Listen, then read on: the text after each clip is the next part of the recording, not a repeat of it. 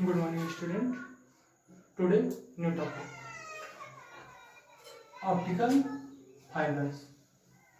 Optical fibres होता क्या है, इसके बारे में हम लोग स्टडी करेंगे। ऑप्टिकल फाइबर जो है एक वायर है, और इस ऑप्टिकल फाइबर के बारे में हम लोग स्टडी करेंगे कि ये क्या चीज़ है, कैसे वर्क करता है, कैसे क्या काम होता है। पहले समझे, optical fibre are used as a guided medium for transmission of optical signal over long distance of several kilometers। यानी कि ऑप्टिकल फाइबर का यूज गाइडेड मीडियम में किया जाता है। ऐसे मीडियम में किया जाता है जो गाइडेड मीडियम हो, अनगाइडेड मीडियम नहीं। जैसे वायर के थ्रू जो सिग्नल या डेटा भेजा जाता है वो गाइडेड मीडियम होता है, और जो जिसका कोई मीडियम ना हो, फिक्स मीडियम ना हो, जैसे लेटर भेजा जाता था, ये क्या था, अनगाइडेड मीडियम था। ये क्या है, गाइडेड मीडियम है, जिसके द्वारा सिग्नल आपका भेजा जा रहा है और फिक्स हो कहाँ से भेजा जा रहा है, कहाँ भेजा जा रहा है। ये जो मीडियम कहलाता है, ये गाइडेड मीडियम कहलाता है।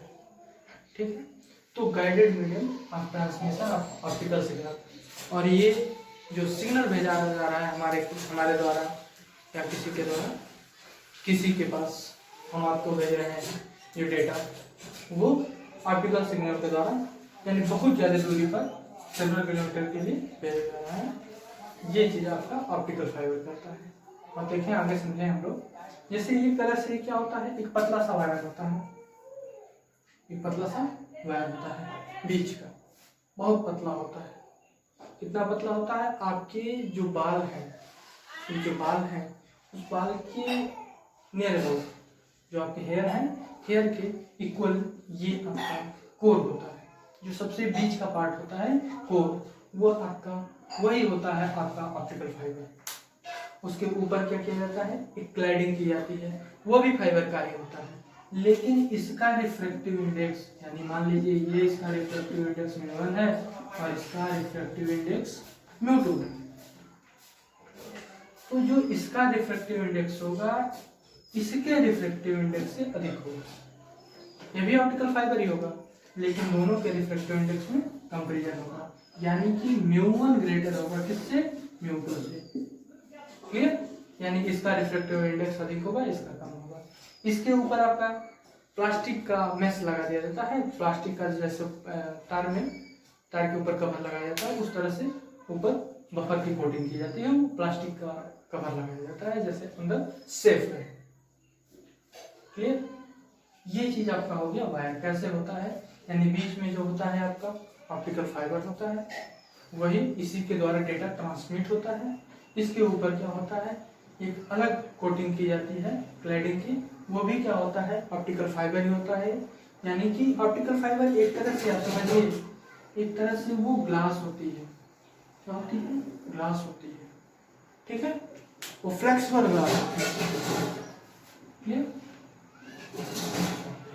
अब ऑप्टिकल फाइबर में देखें डेटा कैसे ट्रांसमिट होता है, कैसे क्या होता है, ये किस पे वर्क करता है, कैसे करता है। मान लीजिए ये आपका ऑप्टिकल फाइबर है, ये जो पोर्शन है आपकी क्लैडिंग है, ये पोर्शन आपकी क्लैडिंग है। ठीक है, बीच में आपका कोर है, जिसके माध्यम से डेटा ट्रांसमिट होगा।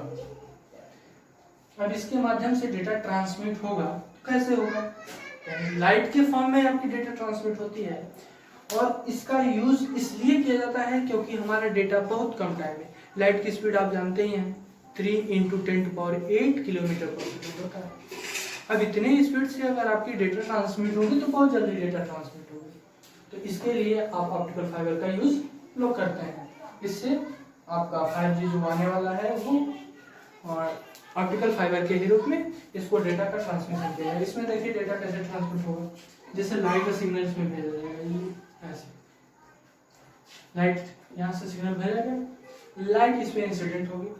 अब ये इसका रिफ्रैक्टिव इंडेक्स अधिक है, यानी ये μ1 है और ये क्या है, μ2 है।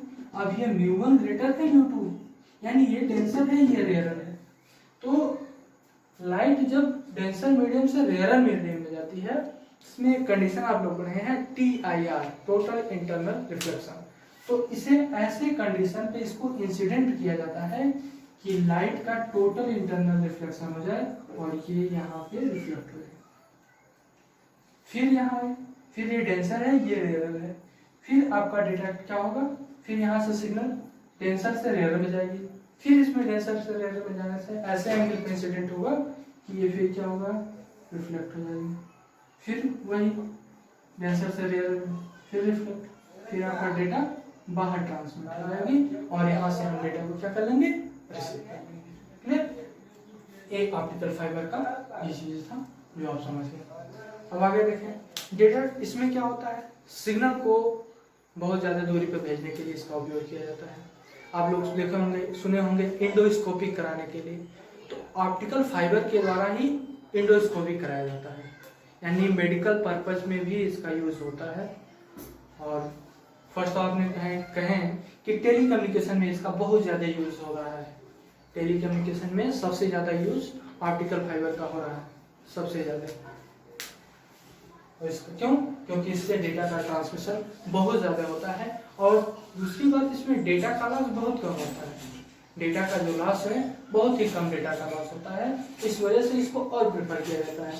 जैसे इस समय हम व्हाट्सएप से कोई भी डेटा भेजते हैं, कोई भी अगर इमेज भेजते हैं, तो अगर वो 5 MB का है तो जब भेजते हैं तो वो कंप्रेस हो जाता है, कंप्रेस होके जाता है। जितनी क्वालिटी का हम भेजते हैं तो नहीं भेज पाते हैं, इसीलिए हम क्या करते हैं, डॉक्यूमेंट फॉर्म में भेज देते हैं। ओके, इसी वजह से इसका यूज किया जा रहा है। क्लियर? इसके बेनिफिट में एप्लीकेशन भी समझ में, मेडिकल पर्पज में इंडोस्कोपिक में यूज किया जाता है, डेटा ट्रांसमिशन में किया जाता है, फास्ट डेटा लॉस ना हो इस वजह से इसका यूज किया जाता है। क्लियर? ये आपका ऑप्टिकल फाइबर था। ओके।